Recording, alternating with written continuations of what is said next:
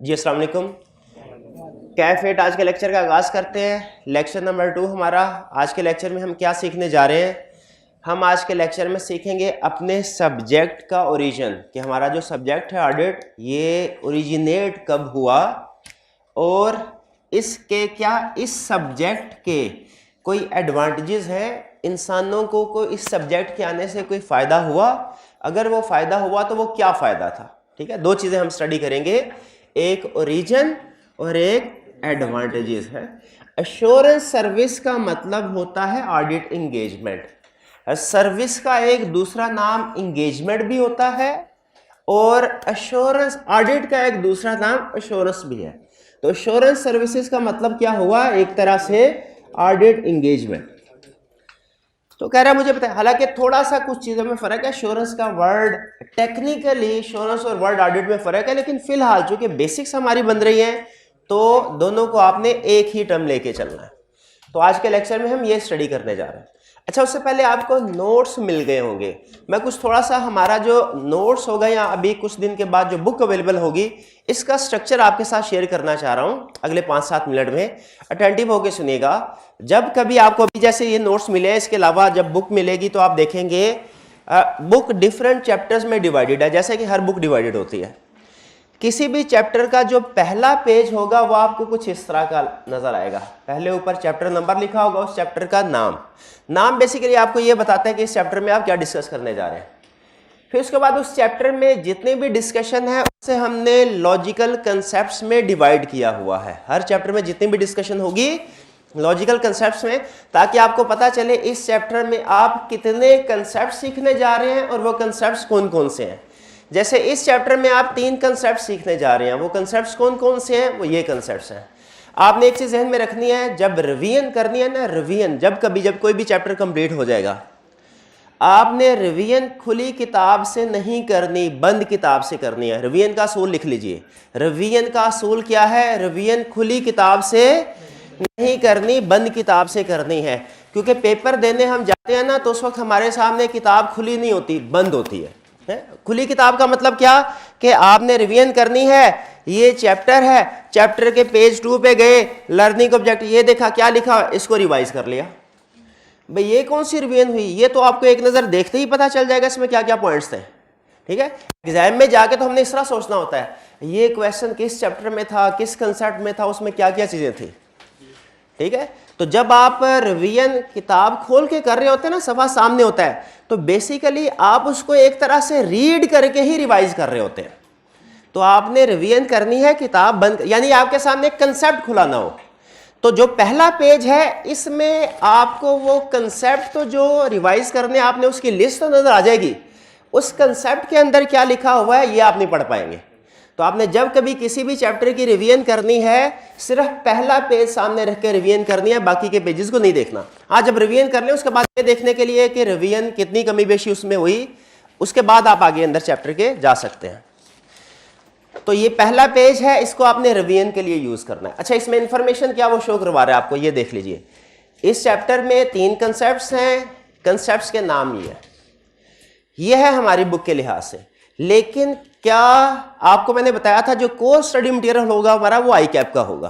ठीक है, आई कैप की बुक में कुछ चीज़ें ऐसी हैं जिसे पर्सनली मैं एग्री नहीं करता कि होनी चाहिए, और कुछ चीज़ें ऐसी हैं जो कि मेरे ख्याल में होनी चाहिए, आई कैप की बुक में नहीं है। लेकिन मेरे समझने या ना समझने का कोई फ़र्क नहीं पड़ता। आई कैप ने तो टेस्टिंग उसी मटेरियल में से करनी है जो उसकी आई कैप जो उसकी बुक में मौजूद है। कैफ 8 में आई कैप की 2 बुक्स होती हैं। ठीक है, कुछ सब्जेक्ट्स में आई कैप की एक ही बुक है, उसी के अंदर उसने कंसेप्ट्स डिस्कस किए होते हैं, उसी के अंदर क्वेश्चन होते हैं। जैसे आपने कैफ 7 पढ़ा होगा, कैफ अब अकाउंटिंग के मुझे नहीं पता कि क्या है, अकाउंटिंग में शायद अलग क्वेश्चन बैंक अलग होता है, स्टडी टेक्स्ट ऐसे होता है, नहीं होता। ऑडिट में अभी एज ऑन टुडे तक स्टडी टेक्स्ट अलग होता है और क्वेश्चन बैंक अलग होता है। 2 बुक्स आपने अगर आई कैप की आपका कोर स्टडी मटेरियल होगा। हमने क्या किया है, हमने आई कैप की बुक को सामने रख के उसके सारे कंसेप्ट उठा के इस बुक में तरतीब चेंज की और कुछ उसको यूज़र फ्रेंडली किया। ठीक है, उसके अलावा और भी कुछ चेंजेस हैं वो हमने की, लेकिन ये इंश्योर किया कि आई कैप का स्टडी टेक्स्ट आई कैप का क्वेश्चन बैंक, इसमें जितने भी कंसेप्ट हैं वो सारे के सारे हमारी बुक में मौजूद हों। तो हमने कैसे इंश्योर किया, ये आगे हर कंसेप्ट के सामने आपको कुछ रेफरेंस लिखे नजर आ रहे होंगे। ये रेफरेंस क्या है, ये आई कैप की बुक के, ये आई कैप के स्टडी टेक्स्ट के रेफरेंस है, ये आई कैप के क्वेश्चन बैंक के रेफरेंस है। यानी आप इस कंसेप्ट को अगर आपने पढ़ लिया है, उसके बाद आप ये देखना चाहते हैं आई कैप की बुक में ये मौजूद है भी नहीं, अगर है तो किस जगह पे है, तो आप ये रेफरेंस मौजूद हैं, आप इन जगहों पे जाके इनको रीड कर सकते हैं और वहां पे जाके टिक कर दीजिएगा, वहां पे जाके टिक कर दीजिएगा। ठीक, पैरा नंबर 1.2 1.3 ब्रैकेट में लिखा है चैप्टर नंबर। इसका मतलब क्या कि ये कंसेप्ट आई कैप की बुक में चैप्टर नंबर 1 में पैराग्राफ नंबर 1.2 1.3 में आपको मिलेगा। 1.2 में भी इसका जिक्र है, थोड़ा सा कंसेप्ट 1.2 में, थोड़ा सा कंसेप्ट 1.3 में डिस्कस हुआ है, कुछ 1.4 और कुछ 5.1 में। यानी ये 3-4 पैराग्राफ को हमने इकट्ठा करके, क्योंकि लॉजिकल इंटर रिलेटेड थे, हमने एक जगह पे प्रेजेंट कर दिया।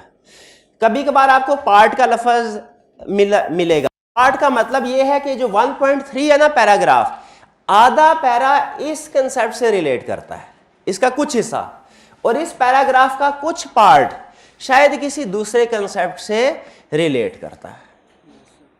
क्लियर?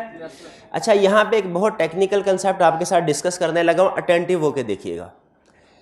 इस नंबरिंग का मकसद ये है, रेफरेंस देने का मकसद ये है कि आपको ये इंश्योर हो जाए, कॉन्फिडेंट हो जाए कि हमने आई कैप के बुक्स में जो मटेरियल कंसेप्ट्स है वो भी सारे कवर कर लिए। क्लियर? इस नंबरिंग का मकसद क्या है कि ये कंफर्म हो जाए कि आई कैप के स्टडी टेक्स्ट और क्वेश्चन बैंक में जितने कंसेप्ट्स हैं वो भी आपने कवर कर लिया। अटेंटिव होके सुनिएगा बात, एक बहुत अहम कंसेप्ट और बहुत ही टेक्निकल कंसेप्ट आपके सामने डिस्कस करने जा रहा हूं। नंबरिंग समझ आ गई आपको? इसके बावजूद अगर आप ये सारा काम कर लेते ना, इसके बावजूद आप ये कंफर्म नहीं कर सकते कि ये जब सारे चैप्टर्स आप पढ़ लेंगे कि आई कैप की सारी बुक कवर हो गई कि नहीं। गौर से सुनिएगा कंसेप्ट। जब हर कंसेप्ट के आगे हमने नंबरिंग लिख दी आई कैप की, इससे ये तो कंफर्म हो रहा है कि जो कंसेप्ट आप पढ़ रहे हैं वो आई कैप की बुक में शामिल है, ये कंफर्म हो रहा है। लेकिन ये कंफर्म नहीं हो रहा कि आई कैप के सारे कंसेप्ट्स आपने पढ़ लिए। पिक कर रहे हैं बात को? मुश्किल बात है। फिर से सुनिए, हमने हर कंसेप्ट के आगे नंबरिंग लिखी आई कैप की, इससे ये तो कंफर्म हो गया कि ये कंसेप्ट आई कैप की बुक में शामिल है, लेकिन इससे ये कंफर्म नहीं हो रहा कि आई कैप की बुक के सारे कंसेप्ट्स इस बुक में शामिल, ये कंफर्म नहीं हो रहा। तो ये बात समझ आ रही है आपको? ठीक है। तो फिर ये कैसे कंफर्म होगा? ये कैसे कंफर्म? देखें, एक होता है डोर, होती है ना डोर, हमारे एविडेंस में हमारा जो एविडेंस होता है, ये डोर है ना, डोर। आपने बहुत अहम कंसेप्ट सिखाने की कोशिश कर रहा हूं अटेंटिव होके। ये है डोर, ये है डोर, ये इसके हैं दो सिरे, एक सिरा है ए, एक सिरा है बी। ठीक है? मैथ क्या कहता है? ए से पॉइंट बी की तरफ जाए या पॉइंट बी से ए की तरफ है, सेम डिस्टेंस है। मैथ कहता है ए को बी से मल्टीप्लाई करो या बी को ए से मल्टीप्लाई करो, सेम है। ऑडिट में डोर के ए सिरे से बी की तरफ जाएं तो प्रोसीजर और है, एविडेंस और है, और अगर बी से ए की तरफ आए तो एविडेंस और है। ठीक है? अगर आप ये कंफर्म करना चाहते हैं ना कि क्या हमारी जो बुक है, इंस्ट्रक्टर की बुक, उसमें जो कंसेप्ट है वो आई कैप की बुक में है कि नहीं, मकसद क्या है? अटेंटिव होके आज के लेक्चर में कुछ भी ना सीखा, ये कंसेप्ट सीख लिया, हकदा हो गया। कौन सा कंसेप्ट? अगर आप ये सीखना चाहते हैं कि इंस्ट्रक्टर की बुक में जो कंसेप्ट है वो आई कैप की बुक में है कि नहीं, तो आपको स्टार्ट करना पड़ेगा इंस्ट्रक्टर की बुक में से और देखना पड़ेगा आई कैप की बुक में है कि नहीं। और अगर आपका मकसद ये है कि ये देखना है कि आईकैप की बुक के जितने भी कंसेप्ट्स हैं वो सारे के सारे इंस्ट्रक्टर की बुक में है कि नहीं, अब आपने स्टार्ट इंस्ट्रक्टर बुक से नहीं करना, शाबाश, आईकैप की बुक से करना है और एक एक कंसेप्ट को उठा के चेक करना है बुक इंस्ट्रक्टर की बुक में शामिल है कि नहीं। दोनों में फर्क समझ आया? यानी इंस्ट्रक्टर बुक से आईकैप की तरफ जाए तो कोई और मकसद पूरा होगा, आईकैप की बुक से इंस्ट्रक्टर बुक की तरफ आए कोई और मकसद पूरा। इस कंसेप्ट को पिक कर लें, ठीक है, और इसको आपने रिवाइज करते रहना है वक्तन फवक्तन। ये अहम कंसेप्ट है, लेकिन ये हमारे आगे किस चैप्टर में काम आएगा वो भी नहीं बता रहा। फर्क समझ आ गया? ए से बी की तरफ जाए तो और प्रोसीजर और एविडेंस, बी से ए की तरफ आए तो कुछ और चीज है। चलिए, अब ये क्लियर हो गया, इसके साथ आईकैप के क्वेश्चन बैंक के भी रेफरेंस। लेकिन हमने अपनी तरफ से तसल्ली कर ली है कि आईकैप की बुक के क्वेश्चंस और कंसेप्ट सारे इंक्लूडेड हो, फिर भी to be on safe side आप अगर इसको चेक करना चाहते हैं कर सकते हैं। मेरी रिकमेंडेशन ये है कि आप रोज रोज ये चेक ना करें, ठीक है। जिस दिन कोई चैप्टर कंप्लीट हो जाए या आइडियली जब हमारा सिलेबस कंप्लीट हो जाए तो तकरीबन 1 महीना आपके पास होगा, उस वक्त आप आईकैप की बुक को ओपन करें और 2-3 दिन में सारी चीजें देख लें। आपको यह भी पता चल जाएगा कि कोई कंसेप्ट रह तो नहीं गया, और अगर कोई फर्ज कीजिए कोई कंसेप्ट रह गया है, आप उसको नोट डाउन कर लेंगे और आपकी तसल्ली भी हो जाए, रिवीजन भी हो जाएगी, तसल्ली भी हो जाएगी, सारे कंसेप्ट हमने पढ़ लिए हैं। करना चाहे कर सकते, जरूरत नहीं है हर रोज ये काम करने की। पूरे सेशन में सिर्फ एक दफा ये काम कर लेना तो काफी होता है कि सारे कंसेप्ट पूरे हो गए, लेकिन अगर करना चाहे तो डेली बेसिस पे भी कर सकते हैं। उसके लिए आपको रेफरेंस दे दिए गए। फिर इसके बाद आगे चलते हैं। ये क्लियर हो गया? नेक्स्ट पेज पे आपको एक चार्ट मिलेगा। ये चार्ट वैसे आपको देख के ही समझ आ गया होगा। क्या आपको समझ आ गया ये क्या चीज है? ये क्या है? और ये बाहर क्या? हाँ। हम जो भी काम करते हैं ना, जैसे आप नोट्स बनाते हैं, हम ऑडिट में भी जो प्रोसीजर परफॉर्म करते हैं उसको लिखते हैं, उसका एक असूल है। असूल क्या है? वर्किंग पेपर हम कहते हैं जो हम काम करते हैं, डॉक्यूमेंटेशन भी कहते हैं उसको, डॉक्यूमेंटेशन। इसके साथ एक असूल लिख दें इसी चार्ट के ऊपर, वर्किंग पेपर, यहां से ऑडिट डॉक्यूमेंट। आपको कौन सा लफ्ज आसान लग रहा है, ऑडिट डॉक्यूमेंटेशन का क्या वर्किंग पेपर? चले जो भी लग रहा है, दोनों का मतलब एक ही, 100% एक ही। Audit documentation should be self explanatory. ये वो रूल है जो किताबों में नहीं लिखा हुआ, हमारे सीनियर्स ने हमें सिखाया है। Documentation should be self explanatory. Self explanatory किस चीज को कहते हैं?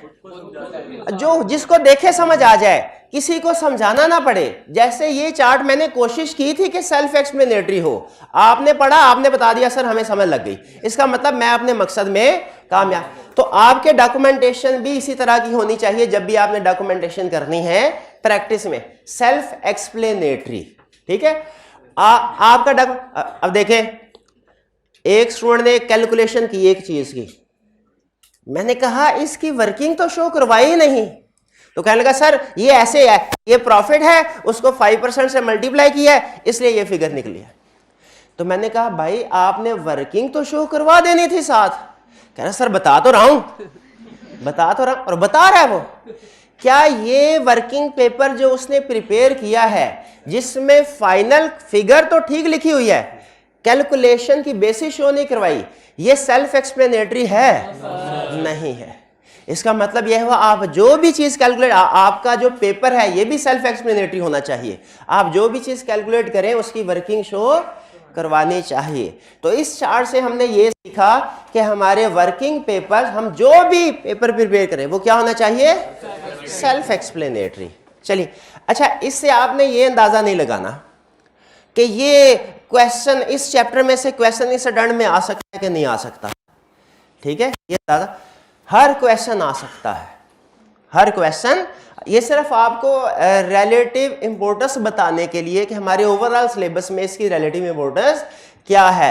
याद रखें, आईकैप किसी भी चैप्टर में से कोई भी कंसेप्ट पूछ सकता है, और आईकैप ने ऐसा किया भी हुआ है। ठीक है, मैं कुछ कंसेप्ट ऐसे समझता था कि आई कैप ये कभी भी टेस्ट नहीं करेगा, ठीक है, लेकिन आई कैप ने उन कंसेप्ट्स को भी टेस्ट किया हुआ है, इसलिए आपने इससे सिलेक्टिव स्टडी नहीं करनी है, सिर्फ आपको अंदाजा लगाने के लिए। अच्छा, एक चैप्टर है उसमें ये कम मार्क्स हैं पिछले 8-10 सालों में, और एक दूसरा चैप्टर है उसमें ज्यादा मार्क्स, तो मुझे उसको 4 दिन में कवर करना चाहिए, रिवाइज करना चाहिए, प्रिपेयर कर, इसको मैं 1 दिन में कर लूंगा। इस तरह की आप एनालिसिस या कैलकुलेशन तो कर सकते हैं, लेकिन ये डिसीजन कभी नहीं करना कि इस कंसेप्ट को मैंने इस चैप्टर को कभी भी तैयार नहीं करना, क्योंकि ये पिछले 3-4 अटेम्प्ट से नहीं आया, इस अटेम्प्ट में भी नहीं आएगा। कोई इस तरह का आई कैप डिसीजन मेकिंग नहीं करता पेपर सेट करते हुए।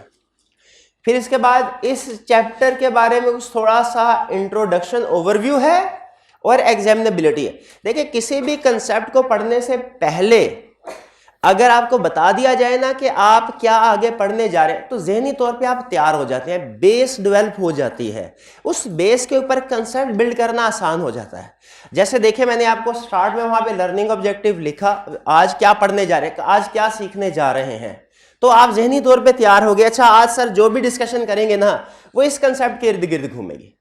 तो उसी तरह हर चैप्टर के स्टार्ट में हमने ओवरव्यू बता दिया है, ताकि आपको पता चल जाए कि इस चैप्टर में आप क्या चीजें सीखने जा रहे हैं, क्या क्या चीजें डिस्कस होंगी, ठीक है। ये उसके कंसेप्ट से रिलेट करता है, और ये वाली बात एग्जामिनेबिलिटी से रिलेट कर रही है कि एग्जाम पॉइंट ऑफ व्यू से ये एग्जामिनर के लिए कितना अहम है। इसमें से वो रिप्रोडक्शन का क्वेश्चन नॉर्मली टेस्ट करता है या केस स्टडी, अक्सर क्वेश्चन टेस्ट करता है या कभी कभार करता है। ये सारा एनालिसिस आपको इस बॉक्स में मिल जाएगा, इसको रीड कर सकते हैं, ठीक है, और आपको करना भी चाहिए। इसके बाद नेक्स्ट पेज पे जब जाएंगे तो देखें, जो फर्स्ट पेज पे लर्निंग ऑब्जेक्टिव जिस तरतीब से थे, आपको आगे उसी तरतीब से ये लर्निंग ऑब्जेक्टिव नजर आ जाएंगे। लर्निंग ऑब्जेक्टिव 1, फिर उसके बाद आगे जो भी मैंने इसमें सिखाना था आपको वो इसमें लिख दिया है। फिर इसके बाद लर्निंग ऑब्जेक्टिव 2, जो सिखाना था बता दिया। अच्छा, फिर इसके बाद हर लर्निंग ऑब्जेक्टिव के एंड पे हमने कोशिश की है आपके कंसेप्ट्स की इमीडिएट टेस्टिंग हो जाए। देखिए, एक तरीका ये होता है सारा सिलेबस कंप्लीट करवा के आपको क्वेश्चन दिए जाए प्रैक्टिस करने के लिए। एक है चैप्टर कंप्लीट हो जाए फिर आपको क्वेश्चन दिए जाए प्रैक्टिस करने के लिए। एक है कि हर कंसेप्ट के बाद आपको क्वेश्चन दे दिए जाए, ताकि अगले कंसेप्ट पे चलने से पहले आपको पता चल जाए प्रीवियस कंसेप्ट आपने एग्जाम स्टैंडर्ड तक कवर कर लिया कि नहीं कर लिया। आई कैप का जो क्वेश्चन बैंक है वो चूंकि अलहदा है, स्टडी टेस्ट के साथ नहीं है, अलहदा है, तो वो आप हर कंसेप्ट क्या हर चैप्टर के बाद भी अगर ढूंढना चाहें ना इससे रिलेटेड कौन से क्वेश्चन है वो मुश्किल होगा। ठीक है, हमने क्या किया, हमने उन क्वेश्चंस को कंसेप्ट वाइज क्लासिफाई करके यहां पे बिल्ड कर दिया। जैसे आप देख रहे होंगे कि पहला कंसेप्ट खत्म हुआ, उसके साथ ही ये बॉक्स ग्रीन सा बॉक्स आपको नजर आ रहा होगा, इसमें क्वेश्चन आपको नजर आ रहे हैं जो कि इस कंसेप्ट से रिलेटेड होंगे जो अभी आपने पढ़ा है। और इसमें कुछ हो सकता है आई कैप के क्वेश्चन बैंक से हमने उठाए हो, लेकिन याद रखिए आई कैप के क्वेश्चन बैंक में सारे पास पेपर के क्वेश्चन नहीं है। इसलिए अगर कोई पास पेपर के क्वेश्चन ऐसे हैं जो अच्छे हैं लेकिन आई कैप के क्वेश्चन बैंक में नहीं, हमने उनको भी उठा के बुक में इंक्लूड कर दिया है। लेकिन ये चूंकि आई कैप के क्वेश्चन बैंक में शामिल है, हमने उसका रेफरेंस भी दे दिया और पास पेपर में ये किस अटेम्प्ट का क्वेश्चन था वो भी आपको बता दिया। आपने करना, अच्छा अब चूंकि आपको पता है हमारे दो तरह के क्वेश्चन होते हैं, रिप्रोडक्शन का क्वेश्चन भी है, केस, तो ये रिप्रोडक्शन का क्वेश्चन है कंसेप्ट पहला क्वेश्चन, ठीक है, और ये केस स्टडी है यानी किसी कंसेप्ट की एप्लीकेशन। तो बताइए कौन सा आपने रिटन फॉर्म में करना है और कौन सा वर्बल? शाबाश, ये सुनना चाह रहा था, दोनों आपने रिटन फॉर्म में करना है, ये ध्यान में रखिएगा, ये भी रिटन फॉर्म में करना है और ये भी।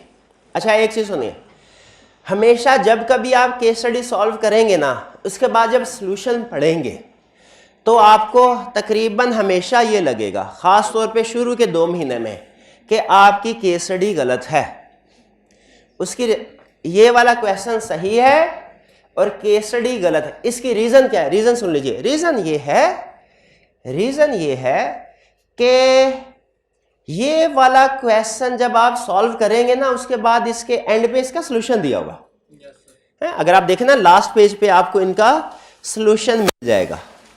देखिए दिया हुआ है सोल्यूशन, हाँ सोल्यूशन दिया, बिल्कुल सोल्यूशन दिया हुआ है। अच्छा सोल्यूशन के साथ कुछ और चीजें, एग्जामिनर कमेंट्स भी हैं, वो भी पढ़ने हैं, वो भी पढ़ने हैं क्या, वो ज्यादा है।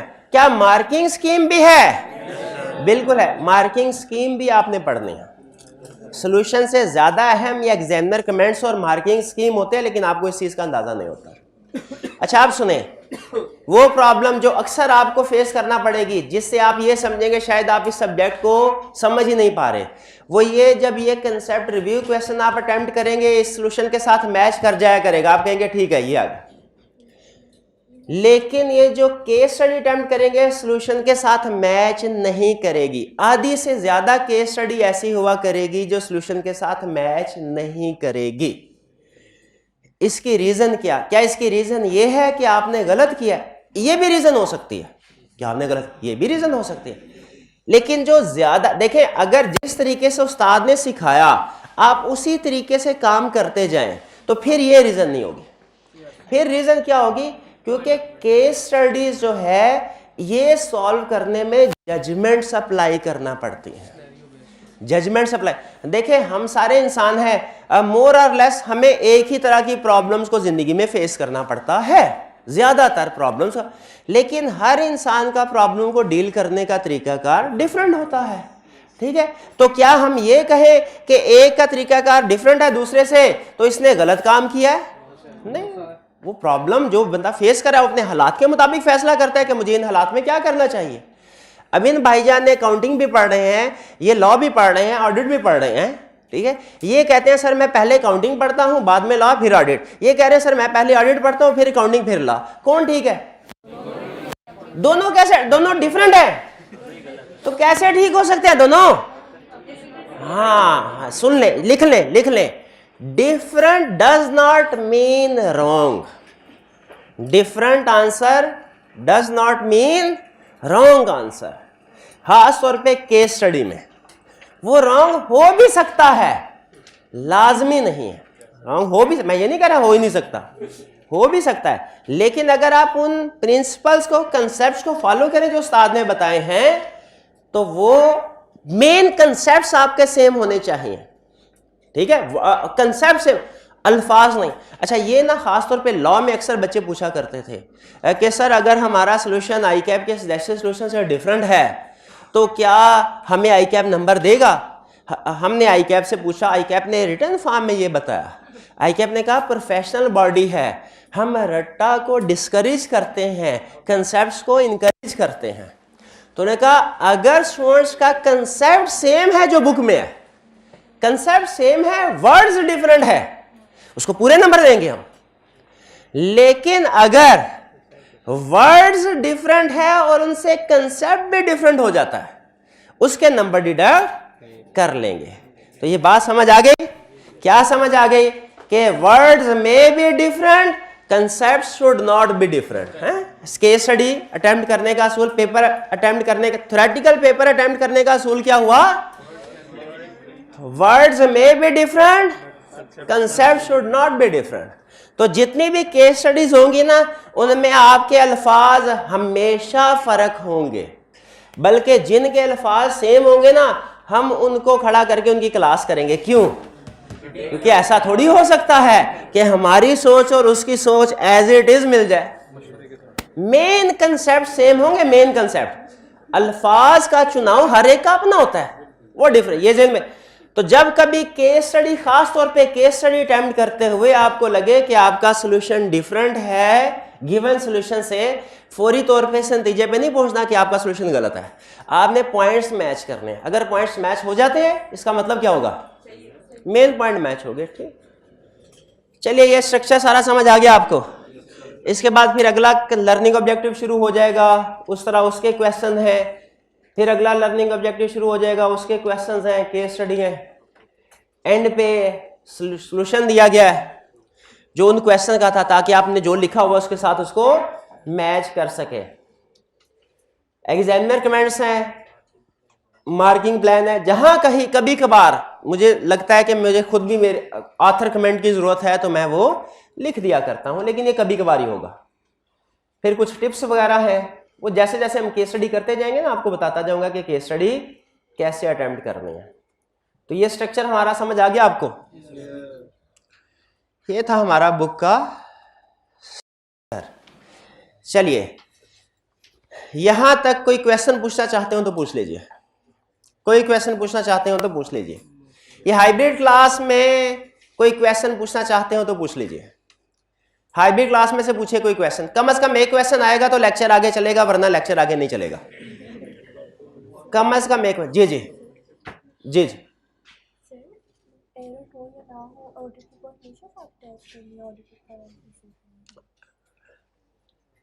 जी, इनका क्वेश्चन ये है कि अगर ऑडिटर फाइनेंशियल स्टेटमेंट्स को वेरीफाई करता है, चेक करता है, तो उसने बताना होता है कि फाइनेंशियल स्टेटमेंट्स ठीक हैं या गलत हैं। क्या ऑडिट रिपोर्ट हमेशा फाइनेंशियल स्टेटमेंट के साथ अटैच की जाएगी या सिर्फ उस वक्त अटैच की जाएगी जब फाइनेंशियल स्टेटमेंट्स गलत हैं? इसका जवाब है हमेशा अटैच की जाएगी। अगर फाइनेंशियल स्टेटमेंट्स ठीक हैं फिर भी ऑडिट रिपोर्ट साथ अटैच की जाएगी, अगर फाइनेंशियल स्टेटमेंट्स गलत हैं फिर भी साथ अटैच की जाएगी। क्लियर? और कोई क्वेश्चन? चलिए, अब हम चलते हैं अपने पहले कंसेप्ट की तरफ, जो क्या है? Origin and advantages of assurance services. चलिए, अब कुछ हम इसके ऊपर डिस्कशन करते हैं। क्या था कंसेप्ट, क्या सीखने जा रहे हैं? Origin and advantages of assurance services.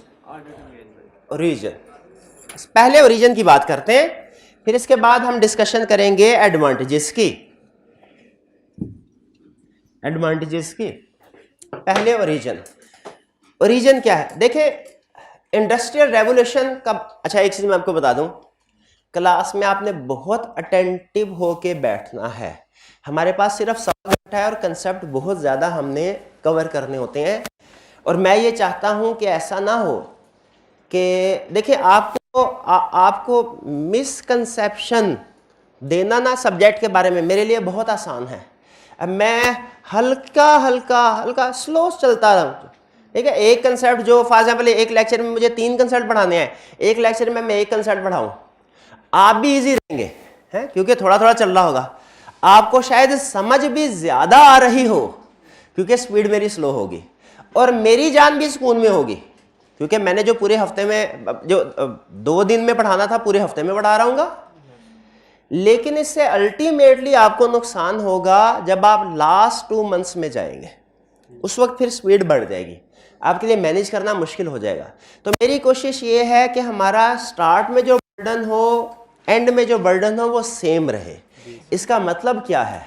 इसका मतलब यह है कि शुरू में आपको थोड़ा सा अटेंटिव होके बैठना पड़ेगा।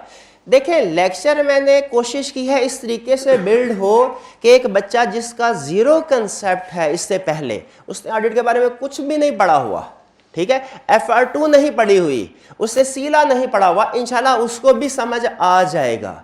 लेकिन अटेंटिव हो कि आपको बैठना पड़ेगा, क्योंकि क्लास में हम कोशिश करेंगे 1 मिनट भी हमारा ज़ाया ना हो, ठीक है? तो जो चीज़ें भी मैं आपको बता रहा हूँ कोशिश करें फुल अटेंशन के साथ बैठेंगे, क्विकली पिक कर लेंगे।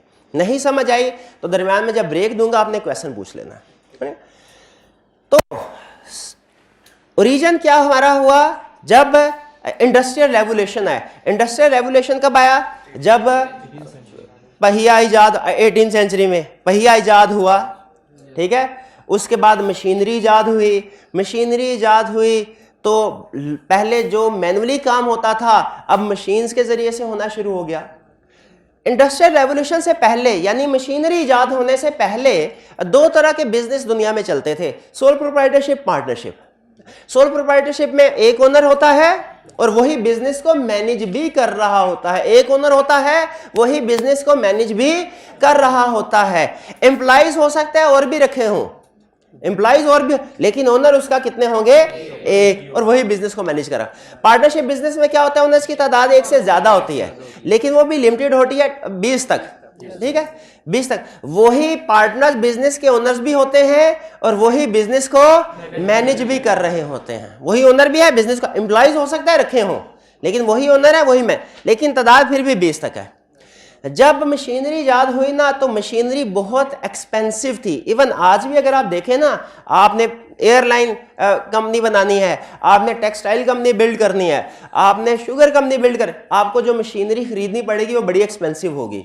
उस वक्त तो जब ये नई नई ईजाद हुई, आपको तो नई चीजें ज्यादा महंगी होती हैं, उस वक्त बहुत एक्सपेंसिव होती थी। किसी भी एक पर्सन के पास नॉर्मली, या इवन एक से ज्यादा 8-10 लोगों के पास भी मिलकर इतने पैसे नहीं होते थे मशीनरी खरीद सके। तो उन्होंने क्या किया, उन्होंने कहा ऐसा करते हैं, एक new form of business organisation develop करते हैं जिसमें मेंबर्स की तादाद, शेयर होल्डर्स की तादाद, ओनर्स की तादाद अनलिमिटेड हो जाए। एक तरह से जितने भी पैसे चाहिए उनको हम उस लिहाज से शेयर होल्डर्स की तादाद बढ़ा लें और पैसों को इकट्ठा कर सकें। तो इस वजह से कंसेप्ट आया जॉइंट स्टॉक कंपनी का। अब आपने जॉइंट स्टॉक कंपनी के कंसेप्ट्स को अंडरस्टैंड करना है। अगर इस कंसेप्ट को समझ लिया ना तो हमारे ऑडिट के बहुत से कंसेप्ट्स आप साथ समझ लेंगे। जॉइंट स्टॉक कंपनी समझाना क्या चाह रहा हूं आपको कि जॉइंट स्टॉक कंपनी जब आई मार्केट में, ये कंसेप्ट आया तो ये कैसे डिफरेंट थी सोल प्रोप्राइटरशिप और पार्टनरशिप से। जॉइंट स्टॉक कंपनी में दो चीजें थी जिनकी वजह से हम इसको डिफरेंशिएट कर सकते हैं सोल प्रोप्राइटरशिप और पार्टनरशिप से। ठीक है, पहली चीज तो ये कि इसमें मेंबर्स की तादाद जो है वो ज्यादा, क्योंकि पैसे ज्यादा चाहिए होते थे। जो बड़ा डिफरेंस है वो ये कि कंपनी फॉर्म ऑफ बिजनेस चलाने के लिए आपको स्पेशलाइज्ड नॉलेज और स्किल की जरूरत पड़ती है, सोल प्रोप्राइटरशिप पार्टनरशिप के लिए नहीं। बेकरी की दुकान आपने स्टार्ट करनी है ना, बेकरी की घर के करीब डिपार्टमेंटल स्टोर है, कोई स्पेशलाइज्ड नॉलेज स्किल की जरूरत नहीं है, पैसों की जरूरत है सिर्फ। हाँ, पैसे लें, चीजें खरीदें, बिजनेस शुरू कर दें। लेकिन अगर airline business start, company form of business लाना चाहते हैं, उसमें मशीनरी, कंप्लेक्स मशीनरी यूज होती है, उसके लिए स्पेशल नॉलेज या स्किल चाहिए। एयरलाइन करना चाहते हैं तो ये नहीं कि सिर्फ पैसा है तो आप बिजनेस स्टार्ट कर सकते, नहीं, पैसे से आप जहाज को खरीद तो सकते हैं, उसे उड़ा नहीं सकते। उसे उड़ाने के लिए स्पेशलाइज्ड नॉलेज या स्किल्स की जरूरत होगी। ठीक है, इसी तरह पैसे से आप हॉस्पिटल की बिल्डिंग तो बना सकते हैं, किसी भी एक पेशेंट का इलाज नहीं कर सकते, उसके लिए एमबीबीएस क्वालिफाइड बंदे की जरूरत होगी। एग्री करें इन बातों से? तो जो लार्ज स्केल बिजनेस होते हैं company form of business organisation में, उनमें मशीनरी को खरीदने के लिए तो पैसों की जरूरत है, मशीनरी को चलाने के लिए स्पेशलाइज्ड नॉलेज या स्किल की जरूरत है। बाज़ औक़ात ऐसा होता है जिसके पास पैसा है उसके पास स्किल भी है, बाज़ औक़ात ऐसा, लेकिन अक्सर ऐसा नहीं होता। जिनके पास पैसा है उनके पास हो सकता है रेलिवेंट एजुकेशन, एक्सपीरियंस, स्किल ना हो, और जिनके पास एजुकेशन है, एक्सपीरियंस, स्किल है, हो सकता है उनके पास पैसा ना हो। तो ज्यादातर वाली सिचुएशन को हम लेके आगे बढ़ते हैं। ज्यादातर वाली से ज्यादातर सिचुएशन क्या है कि एक company form of business organisation आपने सेटअप करनी है, उसमें बहुत से शेयर होल्डर्स हैं, शेयर होल्डर्स ने पैसे इन्वेस्ट करके एसेट्स खरीदे, कंपनी स्टार्ट कर दी, लेकिन इसको चलाने के लिए उनके पास रेलिवेंट स्किल्स नहीं है। रेलिवेंट स्किल्स नहीं है तो इन्होंने क्या किया, इन्होंने अखबार में इश्तिहार दिया कि भाई जिन जिनको जहाज उड़ाना आता है, जो जो एमबीबीएस क्वालिफाइड हैं, जिन जिनको ये मशीनरी रन करना, वो आए, इंटरव्यू दें, हम उसको अपॉइंट कर देते हैं। कुछ लोग आए, इन लोगों के पास पैसा है, स्किल नहीं। ये जो दूसरे लोग आए इनके पास स्किल है, पैसा नहीं है। इनको हम नाम देते हैं for the time being management का, मैनेजमेंट का। ठीक है, ये हैं ओनर्स, ओनर्स। ठीक है, ओनर्स, ओनर्स कह ले। और आपको पता है कंपनी फॉर्म ऑफ बिजनेस हो तो इसे शेयर होल्डर कहा जाता है, पार्टनरशिप हो तो इनको पार्टनर कहा जाएगा, सोल प्रोप्राइटर हो तो सोल प्रोप्राइटर कहा जाए। कंपनी की एग्जांपल लेके आगे चलना। शेयर होल्डर है, शेयर होल्डर ने क्या किया, अपॉइंट किया मैनेजमेंट को, अपॉइंट किया मैनेजमेंट को। ठीक है, अपॉइंट करने के बाद मैनेजमेंट ने कहा सर हमारा काम क्या होगा, इन्होंने कहा आपका काम ये होगा सारा साल, हम चूंकि टेक्निकल लोग नहीं हैं, हम डे टू डे एक्टिविटीज में आपको डिस्टर्ब नहीं करेंगे, हम रोज रोज आपकी चेकिंग नहीं करेंगे कि आप क्या कर रहे हैं, आपकी प्रोडक्शन कितनी है, किसको सेल कर रहे हैं, कितने में सेल कर रहे हैं, किसको उधार सेल कर रहे हैं, किसको कैश में सेल कर रहे हैं, उधार सेल कर रहे हैं तो क्रेडिट पीरियड कितना है, ये सारी चीजें हम चेक नहीं करेंगे। हमने आपको पॉइंट कर दिया ये हमारे एसेट्स हैं, ये हमारा कैश है, ये हमारा बैंक बैलेंस है, ये इन्वेंट्री है, ये फिक्स है, सारा कुछ आपके हवाले, आप इस बिजनेस को रन करें। हम साल के बाद आएंगे, हम साल के बाद आएंगे और आपसे सारा हिसाब किताब ले लेंगे। हिसाब किताब किस शक्ल में लेंगे? हिसाब किताब किस शक्ल में लेंगे? फाइनेंशियल स्टेटमेंट्स की शक्ल में। फाइनेंशियल स्टेटमेंट्स को F/S लिख रहा हूं, आपने पूरा ही लिखना है। फाइनेंशियल स्टेटमेंट की शक्ल में हिसाब किताब लेंगे, जिससे हमें पता चल जाएगा सारा साल आपने कैसा काम किया, अच्छा काम किया कि बुरा काम किया। ठीक है, मैनेजमेंट ने कहा अच्छा ठीक है सर, हम ये सारा काम करेंगे, बताइए हमें क्या मिलेगा, बदले में हमें क्या मिलेगा। शेयर होल्डर्स ने कहा आपके लिए दो चीजें हैं। पहली चीज, आपको हर महीने सैलरी मिलती रहेगी। दूसरी चीज, अगर प्रॉफिट हुआ तो हम उसका 10%, 20%, 5% आपको बोनस के तौर पे, कमीशन के तौर पे देंगे। आपने काउंटिंग में शायद इस तरह की एडजस्टमेंट शायद कहीं पड़ी होगी। तो बोनस के तौर पे आपको, मैनेजमेंट खुश हो गए। अच्छा, एक चीज जो शेयर होल्डर्स ने नहीं बताई लेकिन वो अंडरस्टूड था, क्या? कि अगर परफॉर्मेंस अच्छी हुई तो इनको बोनस मिलेगा, और अगर परफॉर्मेंस अच्छी ना हुई तो इनको चेंज भी किया जा सकता है। ना सिर्फ ये कि बोनस नहीं मिलेगा बल्कि इनको चेंज भी किया जा सकता है। ये एग्रीमेंट हो गया। ठीक है, मैनेजमेंट ने कहा शेयर होल्डर जी सर आप घर जाइए और 1 साल के बाद आ जाइएगा। यहां तक कहानी सारी समझ आ गई। यहां स्टोरी को यहां पे रुक के मैं आपके साथ एक कंसेप्ट शेयर करना चाह रहा हूं। वो कंसेप्ट क्या है? वो है relationship between shareholders and management. इन दोनों का रिलेशनशिप क्या है? अगर आप इन दोनों का रिलेशनशिप डिफाइन करना चाहें तो आपके पास 3 अल्फाज हैं। इन 3 अल्फाज में आप इस रिलेशनशिप को डिफाइन कर सकते हैं। पहला लफ्ज है स्टीवर्डशिप या स्टीवर्ड्स। दूसरा लफ्ज है एजेंट या एजेंसी, एजेंट। और तीसरा लफ्ज है अकाउंटेबल। स्टीवर्डशिप किसको कहते हैं या स्टीवर्ड किसको कहते हैं? ये कहते हैं जिनके पास अमानत होती है लोगों की। इस रिलेशनशिप में कौन अमानतदार है? किसके पास अमानत है? मैनेजमेंट के पास। तो क्या हम ये क्या, मैनेजमेंट ने शेयर होल्डर के एसेट्स को लुक आफ्टर करना है।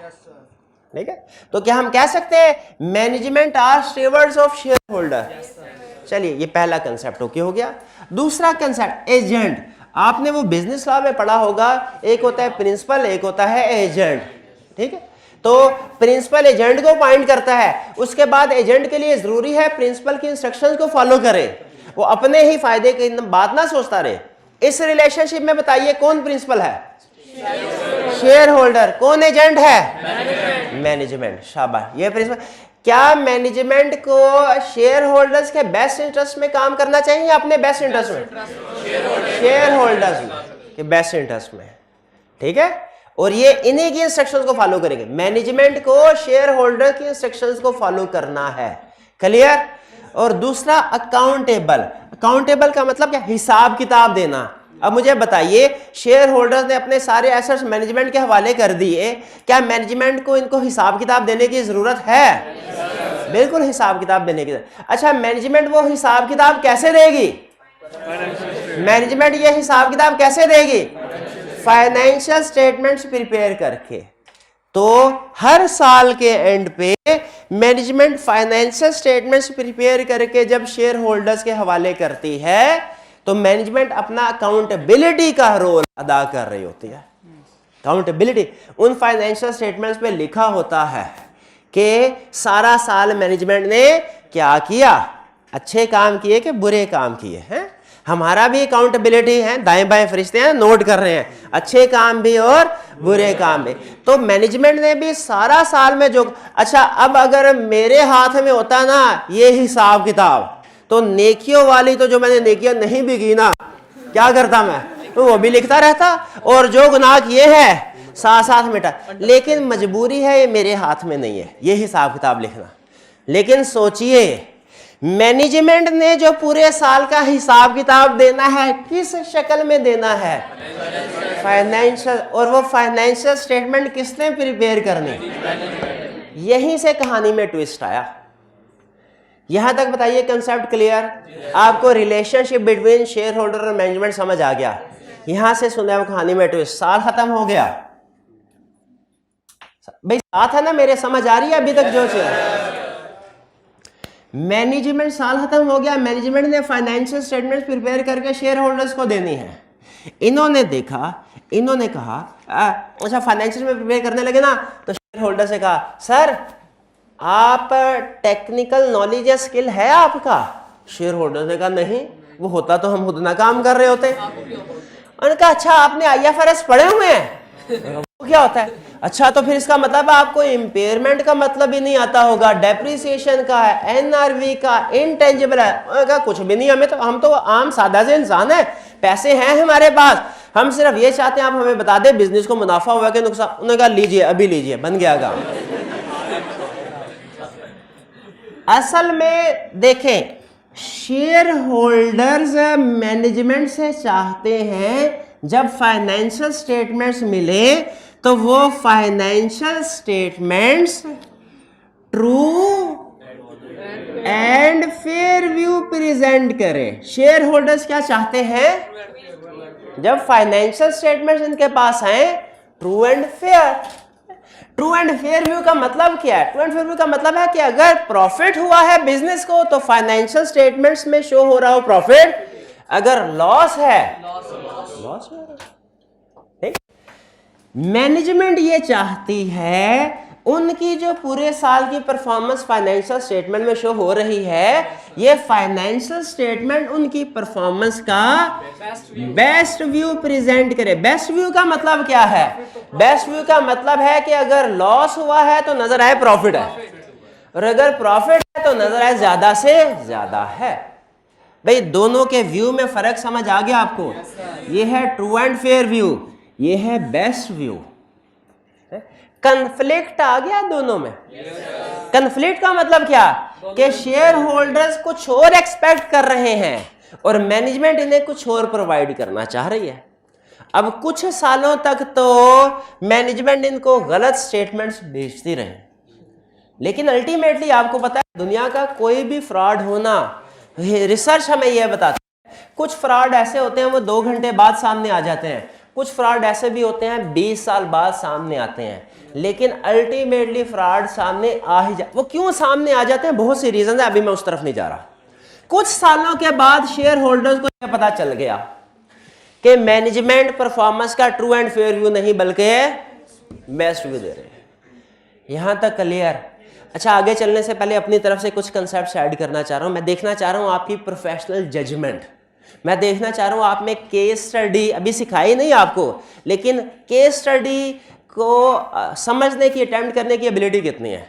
आप अगर मैनेजमेंट हो और आपका ये पर्पस हो कि फाइनेंशियल स्टेटमेंट्स में फ्रॉड करना है, फाइनेंशियल स्टेटमेंट्स में इंटेंशनल मिस स्टेटमेंट करनी है, आप क्या करेंगे? हाथ उठाएं, एग्जांपल देते जाए। शाबाश। मैं सर डेटर्स के लिए जो प्रोविजनल का रेट है वो कम। शाबाश। उन्होंने कहा sir debtor provision for bad debt को कम कर दूंगा। शाबाश। और डेप्रिसिएशन को कम कर देंगे, रिकॉर्ड ही नहीं करेंगे। शाबाश, बिल्कुल ठीक। और इंपेयरमेंट, अगर लॉस रिकॉर्ड होना है उसकी इंपेयरमेंट नहीं कर। ये हाइब्रिड क्लास है, भी कोई एग्जांपल आ जाए। शाबाश, खुश कर दे आज मुझे हाइब्रिड क्लास वाले कोई एग्जांपल। सेल्स को बढ़ा देंगे। शाबाश, सेल्स को बढ़ा देंगे, क्लोजिंग स्टॉक को ओवरस्टेट कर देंगे, या आईकैप की केस स्टडी के मुताबिक इसको कन्वर्ट करता हूं, क्लोजिंग स्टॉक की एनआरवी कॉस्ट से कम है लेकिन उसे कॉस्ट पे ही रिकॉर्ड करें। शाबाश।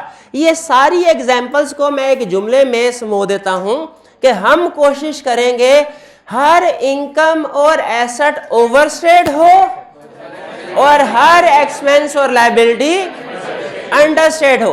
ये बेसिक रूल होगा हमारे सामने। अब इसमें जिस एरिया में भी, जिस अकाउंट में भी, चाहे वो इनकम, एक्सपेंस, एसेट, लायबिलिटी, 2 नंबरी हो सकते हैं, हम करने की कोशिश करेंगे। बेसिक रूल क्या होगा हमारा? इनकम और एसेट्स ओवरस्टेट, एसेट्स और लायबिलिटीज को अंडरस्टेट। ये है बेस्ट व्यू का मतलब, जो कि नहीं होना चाहिए। अच्छा, अब मुझे बता, ये तो हमने मैनेजमेंट बन के सोचा ना। अब शेयर होल्डर के दोस्त हैं आप, शेयर होल्डर्स को क्या मशवरा दें? शेयर होल्डर परेशान है, कहते हैं यार हम इतने एक्सपर्ट तो है नहीं कि खुद फाइनेंशियल स्टेटमेंट्स बना लें, ठीक है, और जो गलत किस्म की फाइनेंशियल स्टेटमेंट मैनेजमेंट बना के देती है, हम उनमें से मसले मसाइल को डिटेक्ट भी नहीं कर पाते। क्या करें? सोच रहे हैं शेयर होल्डर, क्या करें? हाँ जी, यहां पे इनको मशवरा ये दिया गया कि ये एक थर्ड पर्सन, इंडिपेंडेंट पर्सन को अपॉइंट कर ले, जिसे कहा जाता है ऑडिटर या अश्योरेंस प्रोवाइडर। ऑडिटर या, देखिए स्टार्ट में कहा था ना आपको, अश्योरेंस सर्विस मतलब ऑडिट एंगेजमेंट, तो अश्योरेंस का मतलब ऑडिटर, तो अश्योरेंस प्रोवाइडर का मतलब ऑडिटर, एक ही बात है, ऑडिटर। ठीक है जी। अब मुझे बताइए, क्या अब फाइनेंशियल स्टेटमेंट मैनेजमेंट से सीधी शेयर होल्डर के पास जाएंगी, या पहले ये फाइनेंशियल स्टेटमेंट्स ऑडिटर के पास जाएंगी, ऑडिटर के पास जाएंगी, और फिर ये ऑडिटर से के through auditor in financial statements को चेक करेगा और इन फाइनेंशियल स्टेटमेंट्स के ऊपर एक रिपोर्ट देगा। और अब फाइनेंशियल स्टेटमेंट इस ऑडिटर की रिपोर्ट के साथ शेयर होल्डर को जाएंगे। बताइए कौन सी सिचुएशन बेहतर है? फाइनेंशियल स्टेटमेंट्स डायरेक्टली जाएं शेयर होल्डर के पास, या ऑडिट होने के बाद ऑडिट रिपोर्ट के साथ जाएं? ये ऑडिट रिपोर्ट। अच्छा, अब इस ऑडिट रिपोर्ट को अगर आप पढ़ेंगे ना, इस ऑडिट रिपोर्ट को अगर आप पढ़ेंगे, ये ऑडिट रिपोर्ट की 2 बड़ी टाइप्स हैं। इस ऑडिट रिपोर्ट की 2 बड़ी टाइप्स हैं। अब ये यहां पे टाइप्स आपके सामने लिख देता हूं। या तो ये रिपोर्ट होगी अनमोडिफाइड,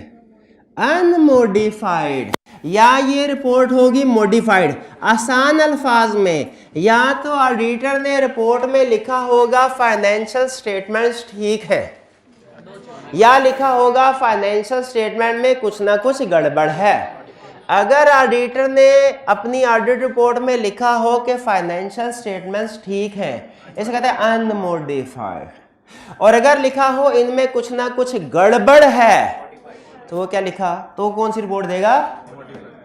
मॉडिफाइड। भाई ये कंसेप्ट पिक किया, ठीक है। अच्छा, अनमोडिफाइड, अगर यहां तक समझ आ रहा है तो हिम्मत करके कुछ मजीद कंसेप्ट ऐड कर दूं, ओवरबर्डन तो नहीं हो जाएगा? देखिए आप कहेंगे तो आगे चलूंगा, चलें आगे, समझ आ रही है जी? हाइब्रिड वाली क्लास में से मुझे बता दें, आगे चलें जी। हाइब्रिड क्लास में से कोई स्टूडेंट बता दें? चलिए जी, शाबाश। अनमोडिफाइड और मॉडिफाइड। अनमोडिफाइड के अल्फाज क्या होते हैं? अनमोडिफाइड के अल्फाज क्या हो? अनमोडिफाइड के अल्फाज हैं financial statements give true and fair view. Financial statements give true and fair view.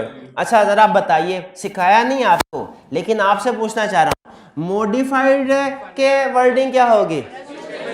Financial statements do not give true and fair view.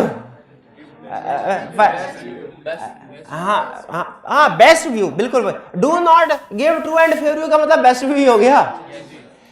Unmodified की वर्डिंग क्या होगी? Financial statements give true and fair view. Modified की wording क्या होगी? Financial statements do not give true and fair view. आगे एक अहम concept है, इन मटीरियल रिस्पेक्ट्स। प्रैक्टिकली ना सिर्फ यहां तक बात खत्म नहीं करता, आगे लिखता है इन मटीरियल रिस्पेक्ट्स, इन मटीरियल रिस्पेक्ट्स। ठीक है, मटीरियल रिस्पेक्ट।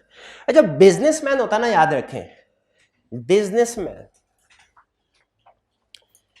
जो एक मूवी थी, उस मूवी का एक डायलॉग मुझे याद आ गया है, मूवी का उसमें कुछ विलन और हीरो की ना आपस में नहीं, बल्कि एक बड़ा विलन था, एक छोटा विलन था। हीरो का रोल उसमें एक छोटे विलन का था उस वक्त, उस सीन तक। तो जो बड़ा हीरो है, जो सॉरी बड़ा विलन है, वो छोटे विलन को ना समझा रहा होता, एक असूल समझाता है बिजनेस का। आपने मुझे बताना है असूल ठीक है कि नहीं, आप इससे एग्री करते हैं? क्या कहता है? कहता है हीरो का कारोबार करने वाले लकड़ी के डब्बों की परवाह नहीं करते। क्या कहा? हीरो का कारोबार करने वाले लकड़ी के डब्बों की परवाह नहीं करते हैं। मुझे बताइए, हीरे बेचे, लकड़ी के डब्बों में पैक किया, ओ लकड़ी के डब्बे के पैसे लेना तो भूल गए, क्या उसे बिल भेजना चाहिए? ऐसे नहीं, ये छोटी बात होगी, है छोटी। तो जो बड़ी बात होती है ना हमारे, इसी तरह हमारा बिजनेस, भाई हम ऑडिटर हैं, हम तो कोयलों का काम थोड़ी कर रहे हैं, हम भी तो हीरो का काम ही कर रहे हैं। ठीक है, तो याद रखें हमारे बिजनेस में भी, हमारे प्रोफेशन में भी कुछ छोटी छोटी चीजें होती हैं, कुछ बड़ी। और ये कंसेप्ट याद रखें हर पर्सन पे अप्लाई होता है। इवन आप स्टूडेंट है ना, बाजू का ऐसा होता है, आप गए 5,000 का या 1,000 का नोट दिया आपने और दुकानदार ने पैसे वापस किए। आप बड़े बड़े नोट तो गिन लेते हैं, लेकिन जो छोटे छोटे नोट होंगे शायद 10-10 वाले, वो सिर्फ देख ले यार 2-4 हैं बस, ठीक है, नहीं गिने पूरे। सम टाइम ऐसा, क्योंकि बड़े बड़े नोट्स आपने काउंट कर लिए, थोड़ा बहुत आपने कहा चले खैर। ये जो छोटा मोटा होता है ना, जो हमारे लिए अहम नहीं होता, जो चीज अहम नहीं होती, उसको हम ऑडिट में एक खास नाम से याद करते हैं, और जो चीज अहम होती है उसको एक खास नाम से। जो अहम होती है उसे कहते हैं मटीरियल, और जो अहम नहीं होती इममटीरियल। नॉट मटीरियल नहीं, इम, इंग्लिश पढ़ी है ना, इम का मतलब होता है नॉट, नॉट की सेंस देता है। तो यहां पे क्या कह रहा है? वो कह रहा है भाईजान इसको समझ लीजिए, financial statements give true and fair view in material respect. In all respect नहीं कह रहा, इन मटीरियल। मटीरियल का लफ्ज आना जरूरी है। अगर सिर्फ ऑल का लफ्ज आएगा वो गलत। सिर्फ ऑल का लफ्ज आ जाए इसका मतलब क्या होगा? मैंने 1-1 रुपया चेक कर लिया। Financial statements give true and fair view in material, all नहीं। ऑल का मतलब क्या है? 1-1 रुपए की हर ट्रांजैक्शन चेक कर ली, चाहे वो 1 रुपए की क्यों ना हो। वो कहता नहीं भाईजान, हमने बड़ी बड़ी चीजें सारी चेक कर ली, हीरे सारे पूरे हैं, लकड़ी के डब्बों में 2-4 आगे पीछे हो सकते हैं, ठीक है, वो हमारी जिम्मेदारी नहीं। और बाज़ औक़ात ऐसा होता है हमारे प्रोफेशन पे बिजनेसमैन केस कर देते हैं, कहते हैं लकड़ी के डब्बे गुम हुए थे 4, अब वो क्यों नहीं बताए तुमने? हमने कहा भाई तुम्हें लकड़ी के डब्बे याद हैं, जो 1000 वो जो हीरे थे वो पूरे किए हैं, वो तो ठीक है ना, हाँ वो ठीक है, वो क्यों नहीं देख रहे? तो ये जहन में रखिएगा, हमने एज प्रोफेशनल फाइनेंशियल स्टेटमेंट को जब वेरीफाई करना है ना, तो हर चीज को नहीं, मटीरियल रिस्पेक्ट, ऑल रिस्पेक्ट नहीं, मटीरियल रिस्पेक्ट पे बताना है फाइनेंशियल में फेयर व्यू की। क्लियर हो गई ये बात? अच्छा मुझे बताइए, यहां पे थोड़ी सी गपशप। ऑडिटर का इस सारी स्टोरी के अंदर 3 पार्टीज हैं, 3 कैरेक्टर हैं, शेयर होल्डर, मैनेजमेंट, ऑडिटर।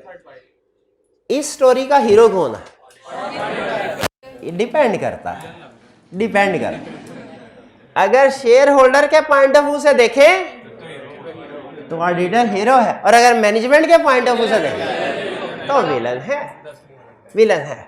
बहरहाल ऑडिटर। अच्छा हम क्या बनने जा रहे हैं? शेयर होल्डर, मैनेजमेंट या ऑडिटर?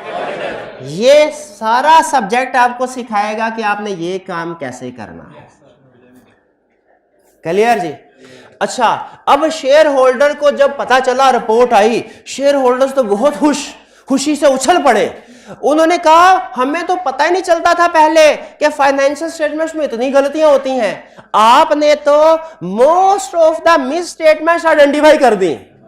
आपने तो most of the miss statements, अल्फाज पे गौर कीजिए, most of the miss statement कह रहा हूं, ऑल मिस स्टेटमेंट्स नहीं कह रहा।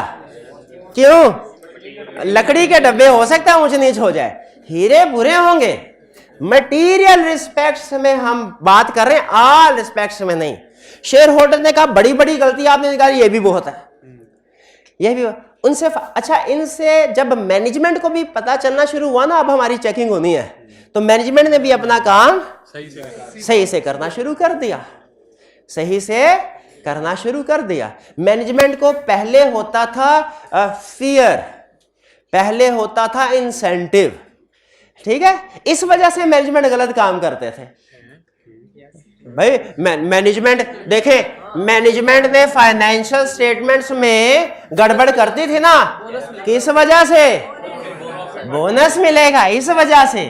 और एक डर भी होता, एक होता है लालच, एक होता है डर, है। किसी भी इंसान से काम करवाने हो ना, अच्छा काम करवाना हो या गलत काम करवाना हो, आपके पास ये दो पावर्स होनी जरूरी है। या तो लालच क्रिएट कर सके उस बंदे के लिए, या डर। लालच का मतलब इंसेंटिव और डर का मतलब प्रेशर, फियर। तो मैनेजमेंट को तो दोनों ही थे। आगे चल के हम पढ़ेंगे कि मैनेजमेंट मिस स्टेटमेंट तो करती है, क्यों करती है, ये क्यों करती है ना, इसमें ये दो अल्फाज मैं आपको बताऊंगा, इंसेंटिव की वजह से और फियर या प्रेशर की वजह से, ठीक है। अब देखें, हम नेकी करने को दिल नहीं करता, गुनाह करने को दिल नेचुरल है ना, क्या करें भाई, सच है तो सच, नहीं दिल कर, लेकिन हम नेकी करते हैं तकलीफ के बावजूद, और गुनाह में लज्जत के बावजूद उसको छोड़ देते हैं। क्यों? लालच है और डर है। लालच किसका? जन्नत का। और डर किसका? जहन्नम का। नहीं होगा, फर्ज कीजिए अगर ना हो तो मैं तो ना कोई, मतलब कम से कम अपनी बात करें, वो ठीक है याशी करे। तो इसीलिए मैनेजमेंट को भी फियर था इस, और लेकिन अब मैनेजमेंट को जो पता है, अब भैया हिसाब किताब होना है, हिसाब किताब होना है, और मालनामा शेयर होल्डर के पास चला जाएगा। कुछ गड़बड़ करेंगे भी तो पता चल, तो बताइए अब मैनेजमेंट अपनी भी गड़बड़ कम कर देगी कि नहीं कर देगी? तो ऑडिट होने से शेयर होल्डर्स को फायदा क्या हुआ?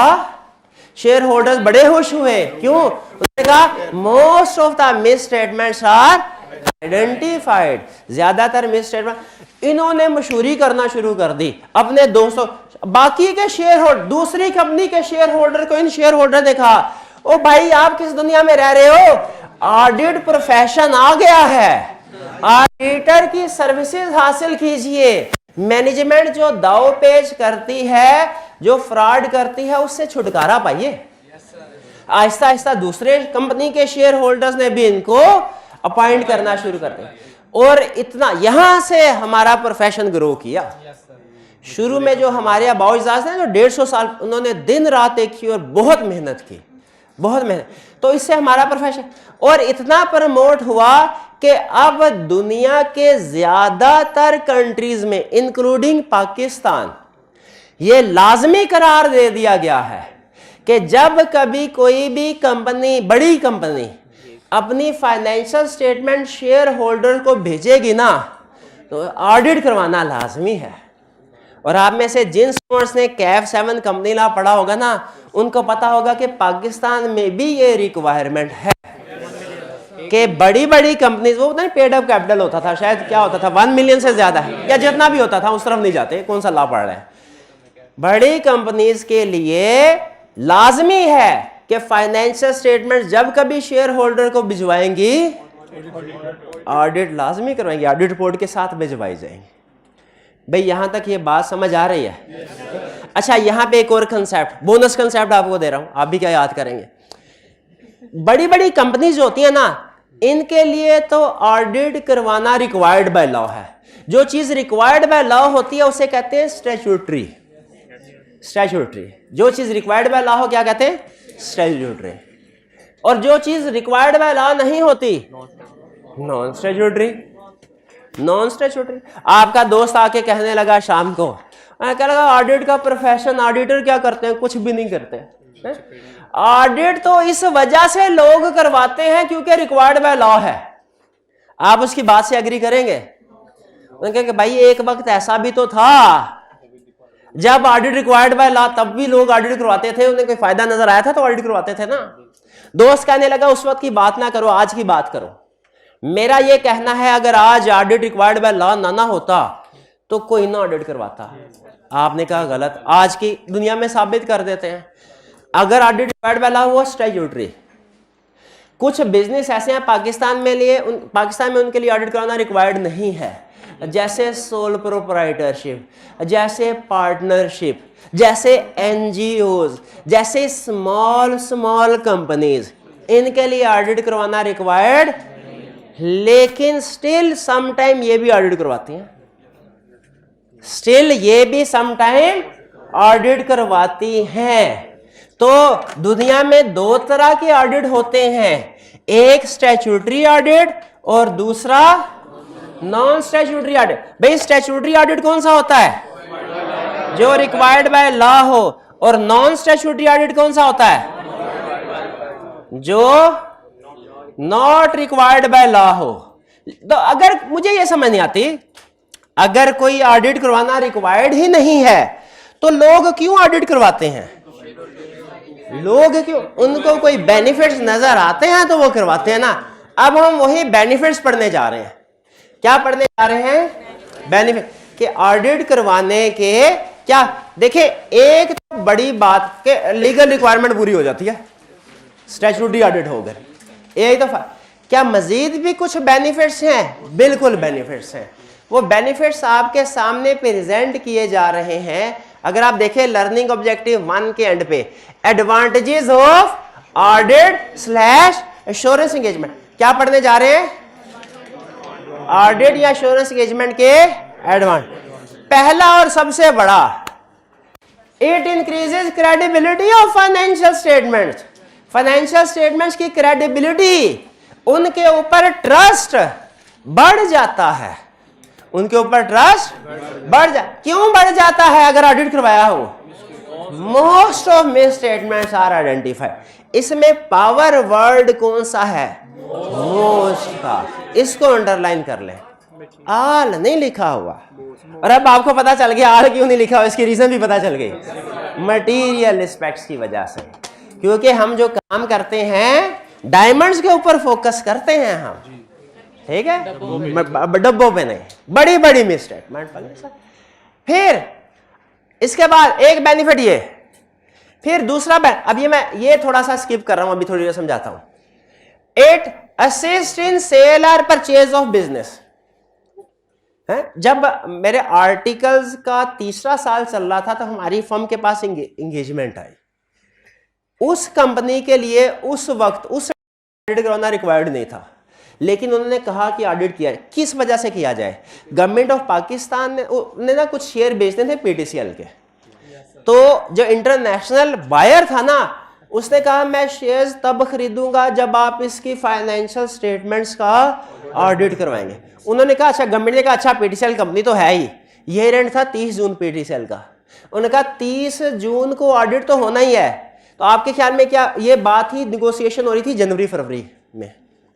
क्या गवर्नमेंट ऑफ पाकिस्तान ने 30 जून तक का इंतजार किया होगा कि 30 जून को फाइनेंशियल स्टेटमेंट साल पूरा होगा, वो स्टैट्यूटरी ऑडिट होना ही है, तो तब ऑडिट करवा लेंगे। तब वो ना गवर्नमेंट कह रही थी हमें कल के मिलते आज पैसे मिले, आज पैसे। तो उन्होंने कहा हालांकि कंपनीज के लिए 12 महीनों के बाद ऑडिट रिक्वायर्ड होता है, 7 महीनों के बाद ऑडिट रिक्वायर्ड नहीं होता, लेकिन उस केस में खास तौर पे गवर्नमेंट ने 7 महीनों का ऑडिट करवाया। किस लिए? क्योंकि बायर ने कहा था जब तक मेरे सामने लेटेस्ट ऑडिटेड फाइनेंशियल स्टेटमेंट्स नहीं आएगी मैं पैसे नहीं दूंगा। पिछले साल वाली फाइनेंशियल स्टेटमेंट्स बहुत पुरानी हो चुकी हैं और इस साल की बनने में 5 महीने। तो अब तो बताइए, अब उसके बाद फिर डील फाइनल हो गई। क्या बताइए, ऑडिट की वजह से सेल और परचेज ऑफ बिजनेस में असिस्टेंस हुई। इसी तरह जब आप बैंक के पास लोन लेने के लिए जाए ना, बैंक सबसे पहली चीज आपको पता है पर्पस पूछता है सबसे पहले।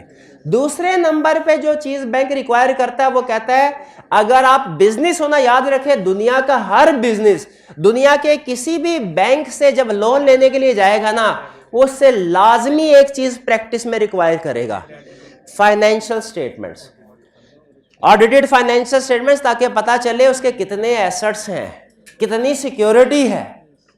तो ऑडिट का एक फायदा तो ये होता है कि most of the miss statements identify हो जाती हैं। एक फायदा ये भी होता है सेल परचेज ऑफ बिजनेस में भी हेल्पफुल होता है। एक फायदा ये भी होता है लोन लेने में भी हेल्पफुल होता है। एक और फायदा जो उसने नहीं लिखा हुआ, टैक्स रिटर्न फाइल होने में भी काम आता है। ठीक है, अगर टैक्स रिटर्न जो है वो ऑडिटेड फाइनेंशियल स्टेटमेंट की बेस पे फाइल करें, वो जल्दी एक्सेप्ट हो जाते हैं, उसमें ज्यादा चेकिंग वगैरह नहीं होती। फिर इसके बाद जी फोर्थ में सेल परचेज में देखें, अगर आपने गाड़ी बेचनी है, फर्ज कीजिए, तो गाड़ी एक है कि buyer seller as it is buyer के सामने गाड़ी रख दे, क्या बायर आपको गाड़ी खरीद लेनी चाहिए? और अगर एक इंडिपेंडेंट पर्सन है, इंडिपेंडेंट पर्सन, वो उसको इंस्पेक्शन करके उसके ऊपर अपना सर्टिफिकेट दे दे कि ये गाड़ी, इसका इंजन वगैरह सारी चीजें ठीक है और ये इसकी लाइफ होगी वगैरह वगैरह, तो फिर ज्यादा सेल होने के चांसेस हैं कि वो सर्टिफिकेट के बगैर सेल होने के। उसी तरह जब हमने बिजनेस भी सेल करना होता है ना, तो ऑडिटर उस बिजनेस को चेक करके बताता है कि इसके एसेट्स और लायबिलिटीज की लेटेस्ट ट्रू वैल्यू क्या है। वरना बेचने वाला तो यही कहेगा मेरा एसेट करोड़ों का है, और खरीदने वाला कहेगा भाई हजारों का है। तो डील कहां पे फाइनल? जहां पे एक इंडिपेंडेंट पर्सन, कौन? इंडिपेंडेंट पर्सन आएगा। क्लियर? ये बात समझ आ गई? अच्छा मुझे ये बताइए, अब आपने सवाल किया, अब एक सवाल फिर मेरा भी। ये ऑडिटर है, इसको किसका रिश्तेदार होना चाहिए, शेयर होल्डर का कि मैनेजमेंट का? किसी का भी नहीं, इंडिपेंडेंट होना चाहिए। शाबाश। क्यों? अगर ये मैनेजमेंट का रिश्तेदार होगा तो इसके साथ मिलके शेयर होल्डर के साथ फ्रॉड करेगा, और अगर शेयर होल्डर का रिश्तेदार होगा तो उसके साथ मिलके हो सकता है गवर्नमेंट को फ्रॉड करे। बाज़-औक़ात होता है मिलके गवर्नमेंट के साथ फ्रॉड किए जाते हैं। ठीक है, ये रिसेंटली आपने देखा होगा कुछ कंपनीज के टैक्स के फ्रॉड सामने आ रहे हैं कि उनका टैक्स लायबिलिटी जो थी वो अंडरस्टेटेड थे। तो अगर ऑडिटर इंडिपेंडेंट ना हो दोनों से, तो फिर फ्रॉड हो सकते हैं। इसलिए ऑडिटर को क्या होना चाहिए? इंडिपेंडेंट होना चाहिए। इसके ऊपर बाद में फिर कभी डिस्कशन करेंगे, फिलहाल सिर्फ इतना याद कर लीजिए। सर बैंक से लोन लेते वक्त उनकी फाइनेंशियल स्टेटमेंट्स देखेंगे या उनको देते वक्त? जी भाई, बैंक बताता है कि उसे लेटेस्ट किस पीरियड पे फाइनेंशियल स्टेटमेंट्स चाहिए। ठीक है, ये हमारे जनरल कंसेप्ट्स हैं, ये जनरल कंसेप्ट्स हैं। It confirms that management is performing its statutory and non-statutory duties. भाई बेनिफिट समझ आ रहे हैं ना कि मैनेजमेंट अपनी statutory and non statutory duties पूरी कर रही है। स्टैट्यूटरी ड्यूटीज क्या होती हैं? जो रिक्वायर्ड बाय लॉ। जैसे अगर आपने कैफ 7 कंपनी लॉ पढ़ा है तो आपको याद होगा कि उसमें डायरेक्टर, उसमें जिम्मेदारी थी कंपनी की बुक्स ऑफ अकाउंट्स मेंटेन करनी है ना, कैश रिसीव्ड, कैश पेमेंट की थी, एसेट्स, लायबिलिटी, सेल, परचेज। अच्छा, किसी स्टूडेंट को बुक्स ऑफ अकाउंट्स और फाइनेंशियल स्टेटमेंट में फर्क पता है? मुझे याद है कंपनी लॉ में दोनों कंसेप्ट अलग-अलग होते हैं। हाँ, ये काउंटिंग साइकिल का आधा हिस्सा कहलाता है, फर्स्ट हाफ कहलाता है बुक्स ऑफ अकाउंट्स, और काउंटिंग साइकिल का सेकंड हाफ कहलाता है फाइनेंशियल स्टेटमेंट। ये जो जर्नल लेजर ट्रायल है बुक्स ऑफ अकाउंट, और ये जो इनकम स्टेटमेंट, बैलेंस शीट वगैरह है फाइनेंशियल स्टेटमेंट। तो फाइनेंशियल स्टेटमेंट्स को ऑडिटर चेक कर, लेकिन आपके ख्याल में क्या फाइनेंशियल स्टेटमेंट को चेक करते करते बुक्स ऑफ अकाउंट्स को भी ऑडिटर चेक करता होगा कि नहीं? बिल्कुल करता होगा। तो उससे ये भी पता चल जाता होगा कि नहीं कि मैनेजमेंट ने बुक्स ऑफ अकाउंट्स मेंटेन किए कि नहीं, बिल्कुल करता है। तो ऑडिट करने से ये भी कंफर्म हो जाता है क्या कि मैनेजमेंट ने अपनी स्टैट्यूटरी और नॉन स्टैट्यूटरी ड्यूटीज पूरी की है कि नहीं की। अब आप कहेंगे सर स्टैट्यूटरी ड्यूटी की तो एग्जांपल समझ आ गई, बुक्स ऑफ अकाउंट्स नॉन, क्योंकि ये रिक्वायर्ड बाय लॉ है ना। नॉन स्टैट्यूटरी की एग्जांपल क्या है? देखिए ये बाज़ औक़ात शेयर होल्डर या डायरेक्टर्स भी मैनेजमेंट को कह देते हैं ये काम करो, ठीक है। अगर शेयर होल्डर्स ने कोई काम कहा हुआ मैनेजमेंट ये काम करो, वो स्टैट्यूटरी होगा कि नॉन स्टैट्यूटरी? लेकिन ऑडिट करने से ये पता चल जाएगा वो पूरा हो रहा है कि नहीं हो रहा है। इसके आगे एग्जांपल्स बहुत सी आएंगी, बेफिक्र रहे, बेफिक्र। अभी मैं ज्यादा एग्जांपल्स खुद भी नहीं दे रहा क्योंकि कंसेप्ट को स्टेप बाय स्टेप लेके चलना है। लास्ट है auditor identifies deficiencies in entities internal control system and gives recommendation to management to improve it. खत्म। आज का लेक्चर यहां पे क्लियर। कोई क्वेश्चन हो तो पूछ लीजिए। हाँ शाबाश, यही सुना। ओ भाईजान सेकंड पॉइंट समझ आ गया आपको? पूछा क्यों नहीं? कल पढ़ेंगे, ये मैंने बोलना था, ये इम्प्लाइड नहीं है। लेकिन आपने याद कर लेना है, आपने याद। देखिए याद करने के लिए समझने की जरूरत तो नहीं ना होती। समझ आ जाए तो याद करना आसान हो जाता है, लेकिन ना समझ आए याद तो फिर भी हो सकता है। एंड पे सुन ले, क्विक रिवीजन, क्विक रिवीजन कर रहा हूं एंड में 2 मिनट्स क्विक रिवीजन, ताकि मुझे तसल्ली हो जाए जो कुछ मैंने समझाना था आपने सारी अहम चीजें समझनी है कि नहीं। पहली चीज, हमारा ऑडिट स्टार्ट हुआ इंडस्ट्रियल रेवोल्यूशन से। इंडस्ट्रियल रेवोल्यूशन के बाद जब कंपनी फॉर्म ऑफ बिजनेस सामने आया, उसमें शेयर होल्डर्स अलग लोग होते थे और मैनेजमेंट या डायरेक्टर्स बिजनेस को रन करने वाले अलग होते थे। इन दोनों का रिलेशनशिप हम 3 अल्फाज से बता सकते हैं।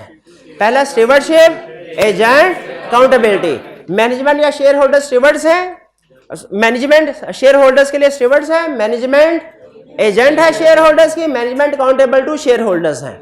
लेकिन मैनेजमेंट इस अकाउंटेबिलिटी के लिए जब फाइनेंशियल स्टेटमेंट्स प्रिपेयर करती थी ना, उसमें कंफ्लिक्ट ऑफ इंटरेस्ट आ जाता था। कंफ्लिक्ट ऑफ इंटरेस्ट क्या? मैनेजमेंट अपना बेस्ट व्यू प्रेजेंट करती थी, शेयर होल्डर अपना ट्रू एंड फेयर व्यू चाह रहे थे। इस बेस्ट व्यू में मैनेजमेंट फाइनेंशियल स्टेटमेंट को हेरफेर करती थी, तो उसका तरीका वारदात क्या होता था?